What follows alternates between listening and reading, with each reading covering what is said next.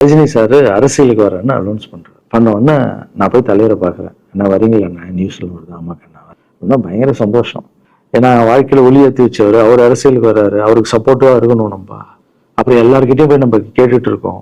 தலைவர் வந்துட்டாருன்னா எல்லாமே குழந்தைங்களுக்கு இன்னும் நிறைய பண்ணலாம் அப்படின்னு. என்ன நானும் வரேன் அப்படின்னா ரொம்ப சந்தோஷம் அப்படின்னு ஸ்ட்ரெயிட்டா கிளம்பி நான் ட்ரஸ்ட்டுக்கு வரேன். என்னோட ட்ரஸ்ட், என்னுடைய ஃபேன்ஸ் எல்லாரையும் கூப்பிடுறேன். கூப்பிட்டு என்னுடைய வெல்விஷர்ஸ் எல்லாரையும் கூப்பிட்டு உட்கார வச்சு தலைவர் அரசியலுக்கு வராரு. புரியுதுங்களா? எனக்கு வந்து எழுத படிக்க தெரியாது. அதான் ஒரு ட்வீட் பண்ணணும், இதெல்லாம் ரெடி பண்ணுங்கன்னு தமிழ்ல சொல்லிட்டு அவங்க ரெடி பண்ணிட்டு இருக்க ஒரு டீம். இன்னொரு டீம் உட்காந்து என்கிட்ட கேள்வி கேட்குறாங்க. தலைவர் அரசியலுக்கு வந்து அவர் வந்து சிஎம் ஆயிடுவாரு, நீங்க வந்து அமைச்சர் ஆயிடுவீங்களான்னு. சுகாதாரத்துறை அமைச்சர் நம்ம வந்து ஆப்ரேஷன் நிறைய பண்ணலாம், இன்னொருத்தர் கல்வித்துறை எடுத்தா நிறைய படிக்க வைக்கலாம். டேய், கடமை செய்யணும், பலன் எதிர்பார்க்க கூடாது. சுகாதாரத்துறை அமைச்சர், இது வந்து கல்வித்துறை, இதெல்லாம் படிச்சவங்க வர இடம். அண்ணன் படிக்கலடா.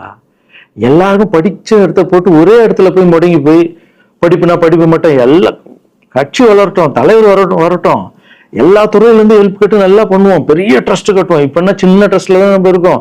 சின்ன வீட்டுல 60 குழந்தைங்க நீங்க இருக்கீங்க. 100 ஏக்கர்ல கட்டுவோம். ஊனமுற்றோர்கள் இந்த பக்கம் திருநங்கைகளுக்கு, இந்த பக்கம் முதியோர்களுக்கு ஒரு பெரிய ட்ரஸ்ட் கட்டி பண்ணுவோம்டா. சூப்பர்ண்ணா.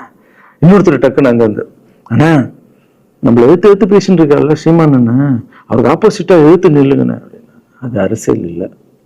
ஒருத்தர் மேல கோவத்தால நம்ம அரசியலுக்கு வந்தா அது வந்து வெறுப்பு அரசியலா மாறும். அரசியல்ன்றது மக்களுக்கு நல்லது பண்றதுக்காக வரணும். அவரை நான் அழிக்கணும், அவரை நான் ஏதோ ஒன்று செய்யணும்னு அந்த ஆசையில வந்தேன்னு வச்சுங்களேன், ஆசை என்ன ஆகும்? கோபமா மாறும்.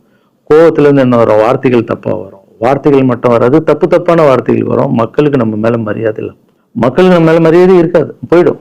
ஸோ அதால அரசியலுக்கு வர்றோம்னா அவரை அழிக்கிற இவழியா இருக்கு. பதிவை பத்தி பேசுறத ஃபர்ஸ்ட் விடுங்கடா, ஃபர்ஸ்ட் வேலையை பார்ப்போம்டா. நம்ம தலைவர் வரோன்னு சொல்லிட்டாரு, ட்வீட் போடுங்களா அப்படின்னு ட்வீட் போட்டுட்டு அங்கேருந்து போட்டுட்டு வீட்டுக்கு போறேன். இங்கதான் பெரிய ட்விஸ்ட் இருக்கு எனக்கு.